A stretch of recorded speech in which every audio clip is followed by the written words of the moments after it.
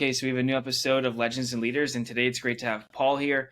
Paul, you've been very impactful in the world of charity, of giving your time back and your resources. I mean, you've created a program that's helped kids that grew up in foster homes. Also, another one that's focusing on people that have autism, and you've really dedicated a lot of your time to doing good. And you've also been very successful in terms of in the world of investing. You created a partnership that was able to scale to a couple $1 billion. Now you're involved in another fund. So you've been able to balance these two things, which is sometimes, people aren't able to. So I'm excited to have you here and to get into your story. Thanks, Ben. I'm excited to be here. Awesome. So how did your passion initially for the world of investing, and how did that begin? And then when did it start to become about charity too? Okay, yeah. So I began in business when I was about 11. Was one of the kids who lied about my age and got a paper route. And then, I started many businesses even in high school. Studied business undergrad, went to Wall Street for 5 years as an investment banker, then went back to Harvard Business School. So business has been a constant theme in my life for a long time. I was fortunate to realize that I had a passion for value investing. Had some great mentors.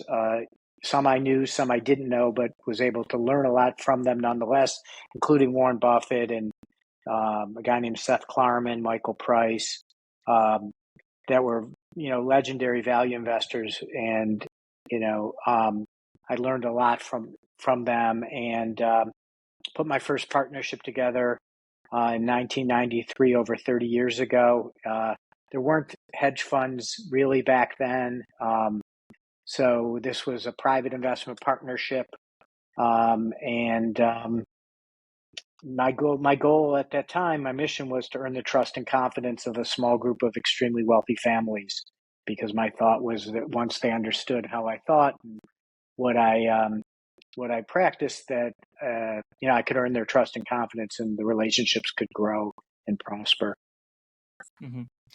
And so you started, I think, with 3.2 million at the fund. Yep. And you grew to 2.2. What did you use to really scale it? Was it just perfecting these relationships, doing good initially, with them, and then taking that case study? How did you scale this? I had no business plan. I was fortunate to have a really great partner named Michael, who was Michael Spalter, who I met at Harvard Business School. And Michael focused on the regulatory, legal, compliance, administrative issues, and also was really skilled, talented at connecting with people. And so he also was a big contributor to our capital raising effort, and he really led that. And I focused on investing, and it worked. What I know about business is it's a team sport. I've been really blessed to be surrounded by great people, and that's how it happened. And also sticking to the mission. So we were very clear, earning the trust and confidence of a small group of extremely wealthy families, and that paid off because we did earn that trust, and through word of mouth, really, we were able to grow. So you were at 80 families by the end of it. So it wasn't and in several institutions. We had Princeton University Endowment, the University of Texas Investment Management Company, and other leading endowments, some of the world's wealthiest families. And it all started with 3.2 million and a couple of families that were courageous enough to give us a shot. Mm-hmm. How did Buffett impact your investing style? What was your investing style? What did you do different? It was a value investing style. So, Warren Buffett, I've only met Warren Buffett once, and it was just at a gathering, so he wouldn't know me from Adam, but I knew him. So I read everything I could about Warren and his investment approach. And, he recommends The Intelligent Investor, which is written by his professor and mentor, Ben Graham. And so I, read and studied that thoroughly. And the value invest. So I was a value investor looking for things that were undervalued, misunderstood, things that are misunderstood, underfollowed, And as a result, they were good values. They were cheap. And, stocks, bonds are not cheap and popular at the same time. This era that we're in now, which has been a long time now, probably 15 years, there's just things go up based on popularity, and it seems like there's not much attention to things that are out of favor. But my experience is things that are out of favor is where you can make investments with a margin of safety against permanent capital loss. And when you're investing in things that are popular and wildly overvalued, that opens up the risk of significant capital loss. Makes sense. Yeah, you got to find the undervalued opportunities, the ones people aren't looking at, for sure. Yeah. It seemed like you did a really good job at this fund. Why did you want to kind of leave and start, get into bioanalytics? And it seems like a very different area. Yeah. So 15 years ago, I had a significant life change. I really, a number of events came together, and I realized that if I continued to do what I was doing, I would miss out on many of the most important aspects of life. I was not a balanced person, so I was very focused and very much a workaholic. And I decided that I wanted to change my life, that I didn't want to spend another 15 years on that same path. So I made a pretty, in hindsight, courageous decision to return all the money to our investors and just walk away from the business completely and focus literally on my family for several years. I had, 2 biological kids. We've since legally adopted a couple of children too, but at that time we had 2, of our 2 biological children, and they were young enough where I could really lean into being trying to be a good dad and husband, and get out of the focus on, not on performing for my investors. So that's what I chose to do. Mm-hmm. What was their reaction like when you grew it this much, and then you just gave them the money back? Like, yeah, I mean, the reaction was varied. Some people understood and appreciated it.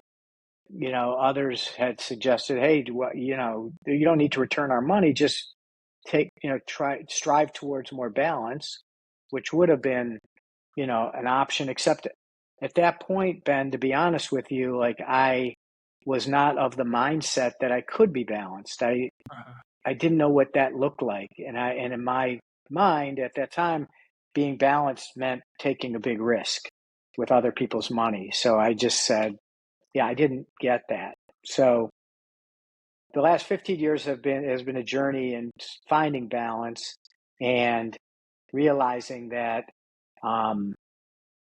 I don't have to have a white knuckle grip on everything for it to work. Mm-hmm. So, how did you educate yourself in the field of bioanalytics? It's different. I'm sure there were some hurdles there. I didn't. So what happened with that? So many great things came out of me making that decision to, find a different path, a new path 15 years ago. And one of them was I got to lean into philanthropy, to giving back. And we have 2 programs my wife and I started the Blavin Scholars Program over 22 years ago now. And we have 2 programs, one at Northern Arizona University in Flagstaff, Arizona, and one at the University of Michigan in Ann Arbor. And we provide wraparound holistic support for youth who have experienced foster care or homelessness or early emancipation. So they left really troubled family situations and decided they were better off on their own at 15, 16, 17. So these are our scholars. And the first scholar to express interest in becoming a medical doctor was Joseph Sedlak. I met him 14 years ago as a freshman at the University of Michigan. And he was a scientific genius. He had overcome so much to get to the University of Michigan. And my wife, Amy, and I stood in awe as Joseph went 4 years as a biomedical engineering major, near perfect grade, sat for the MCAT in 2013 and scored #1 in the country. Wow. Yeah. And he went on to Harvard Medical School, the MD PhD program, committed himself to serving people with cancer. And 4 years into that MD PhD program at Harvard, he came to see me because he had an idea that he thought could really help millions of people. And it was a novel approach for the early detection of cancer with a blood test. And anyway, I knew nothing. I hadn't had a life science class since 10th grade. I can assure you, Ben, if I was still a value investor, there's no way I would have invested in this because it's way too risky, speculative. But I wasn't anymore, and I had changed. So I backed Joe. My wife and I backed Joseph, and we started, at our kitchen table, a company that we named Mercy BioAnalytics. And I'm just humbled to say 6.5 years later, we've invented Joseph's, vision is just really an idea, is a reality. We have 40 people. We've raised just under $70 million. We're in the process of raising another, hopefully 60 to 80. And we have a patented technology that I think is going to relieve suffering and save lives across the globe through the early detection of cancer. The technology was granted breakthrough designation by the FDA. We're working closely with FDA on our preparing for submission for approval for our first test, which will be a blood test for the early detection of ovarian cancer, which is a silent killer of women. 75 to 80% of ovarian cancers are detected at stage 3 or 4 when the prognosis is quite grim. Our test detects 85% of cancers at stage 1 and 2 when there's, much more opportunity to relieve suffering and save lives. So, yeah. Yeah, that's awesome. So, how does the technology work? Can you just share a bit more Sure. about the functionality? So it's interesting because it's a David versus Goliath type story. When Joseph brought this idea to me, there were many groups out of very esteemed universities. Johns Hopkins was leading the charge, but many groups, commercial groups. Bill Gates had invested in early cancer detection. Jeff Bezos, and everybody, I would say, was focused on cell-free DNA, which is DNA that circulates in your blood. And Joseph said to me at the time he came out and proposed us starting this company that it wasn't going to work, that everybody was piling in the cell-free DNA. It really wasn't going to work because there's not enough circulating DNA in your blood to be an early detection marker. And Joseph believed that in order for it to be very sensitive, for it to pick up cancers, it would really start picking up cancers at stage 3 and 4 when it was really not as early.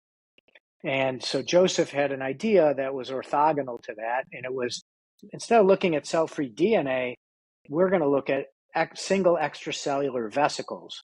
And these are nanoparticles that up until 25, 30 years ago, they were considered to be of no value, of no scientific value. They were thought to be kind of liquid garbage sacks that flow through your circulation. But, we've learned a lot since the scientific community about the value of these extracellular vesicles. And so we focused on that.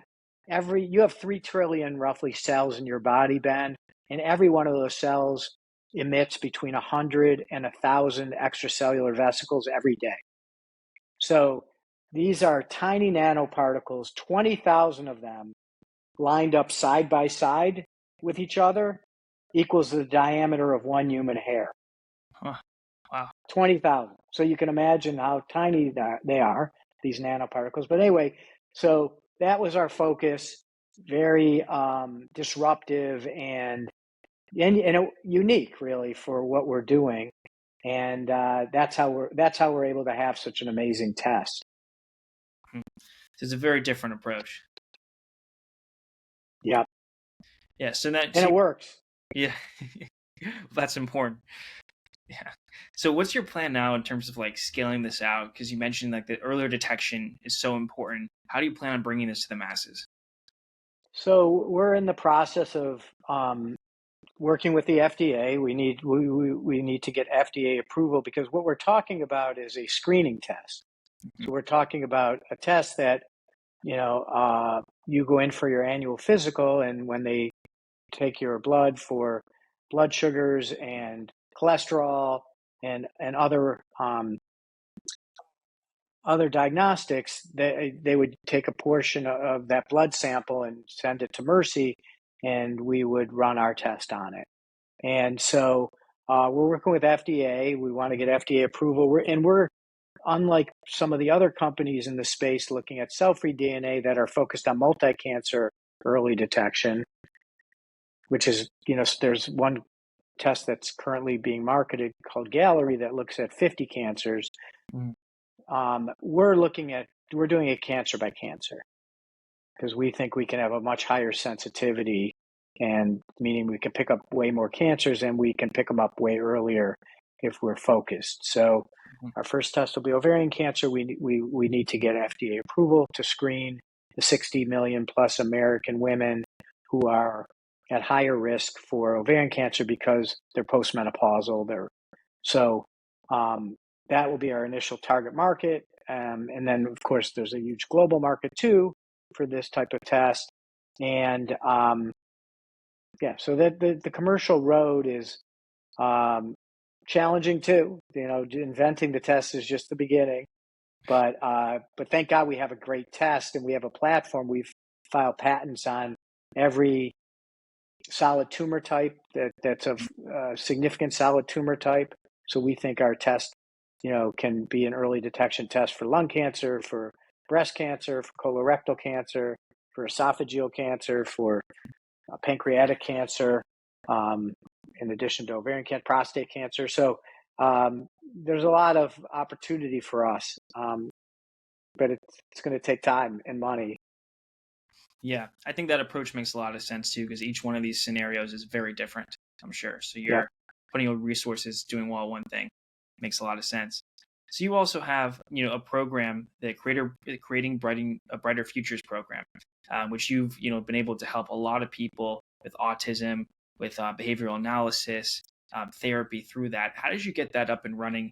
And how have you had that? Like what has the impact been from there you've seen? Okay. So Ben, we're going to be editing this? Yeah. Okay. So we need to back up because what you're talking about is not. So we have a company called Beloved Brands, and Mhm. our vision is to create brighter futures. So I think you're looking at a website or something that's not Okay. really. So uh, we can back up, but if you ask me about Beloved Brands Yeah. and our vision to create brighter futures, then I can tell you what it is. Sure. Yeah, I'd love to learn. Can you just share a bit more about like beloved brands and how your vision is to create brighter futures through that?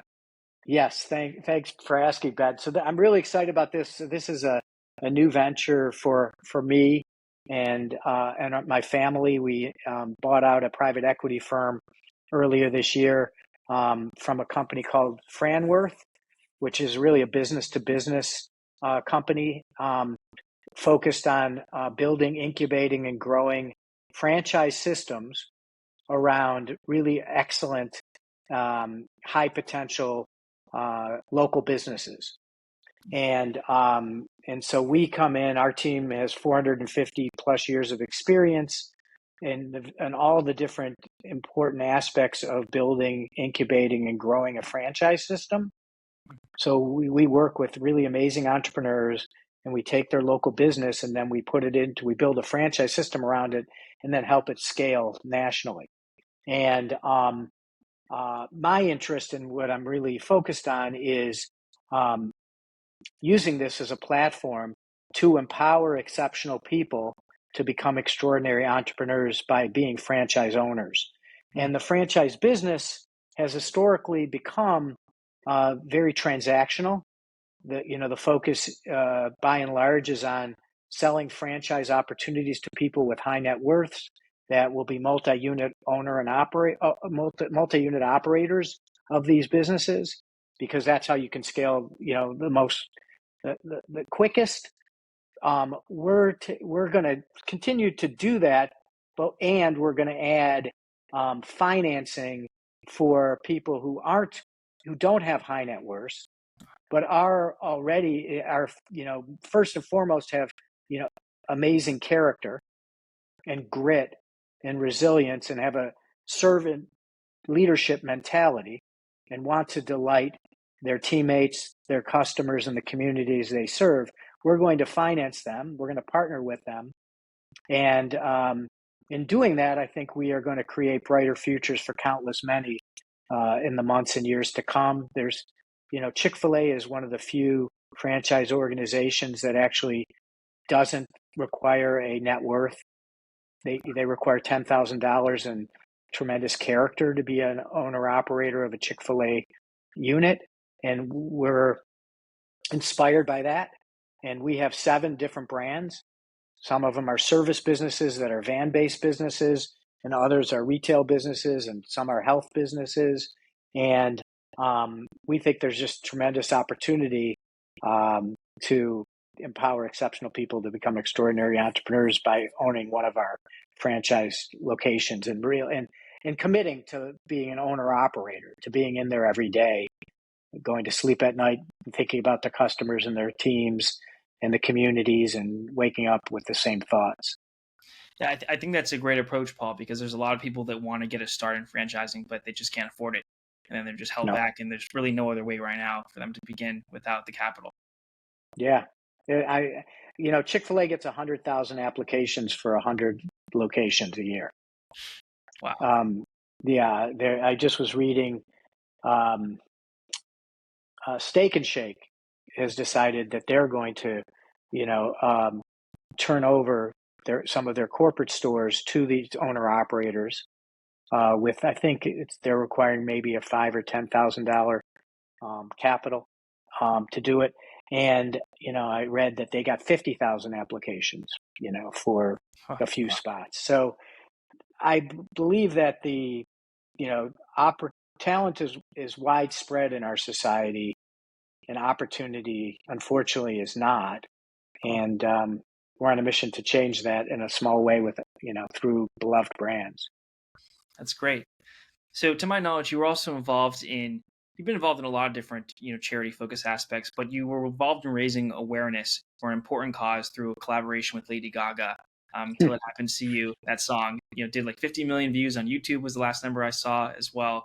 Can you talk a bit about how you got that to happen, and like how you can use culture really well to raise awareness? It's amazing how the universe conspires to bring good to amplify goodness, because I knew nothing about the music business. I was fortunate to find out about this horrible problem that was going on college campuses, and still is. It's the epidemic of sexual assault on college campuses. 1 in 4 women, it's estimated to experience some form of sexual assault while they're on a college campus, which is just sinful and shocking. So anyway, I was fortunate to get connected with filmmakers who were making a documentary on it. I volunteered naively to be the music guy, and I spent 2 years, on a mission to get an Oscar-worthy original song written for this documentary. And again, the universe conspired to help me, because I couldn't have done it on my own. And it turned out Diane Warren wrote the song. Diane is an amazingly talented, prolific songwriter. She had a personal connection to the cause, and ultimately Lady Gaga co-wrote the song with Diane. Lady Gaga had come public, really recently at that time, about her experience, having experienced sexual assault in the music business. And so they wrote an amazing song, Till It Happens to You. We were Oscar nominated, Grammy nominated, and we won an Emmy for Best Original Song. And like you said, we made a video. Lady Gaga wasn't even in the video, but we still had over 50 million views. We reached And that was the whole purpose. I just said Mhm. I wanted to get get to an artist that reached the 15 to 25-year-old demographic, because I wasn't so optimistic that they would sit down and watch a 90-minute documentary. So we were able to do that. So just the last question I have, Paul, what do you want to accomplish now? What are some of your short-term goals, long-term goals? What's this big picture vision you have at this point in your life? My goal is to hold up a mirror to as many people as possible, one by one, and show them, the person they've been created to become. I think we've all been created for a purpose, and it's a higher good. And my experience is life can take you down all kinds of pathways, and pretty soon you just lose track of the goodness that's within you and the potential. And so through all these different efforts, my goal is to be a part of, humbly be a part of something where we hold up mirrors to lots of people. Well, I definitely think that the efforts you've already done have helped give a lot of people opportunity, whether it's through trying to help prevent diseases or other things like that, but also just the mental care. You've been really trying to have a lot of impact in a lot of areas, and I'm sure that's going to continue, and you're going to achieve the goals that you have now. So thanks for coming on, and wishing much success. Thank you, Ben. Appreciate the opportunity.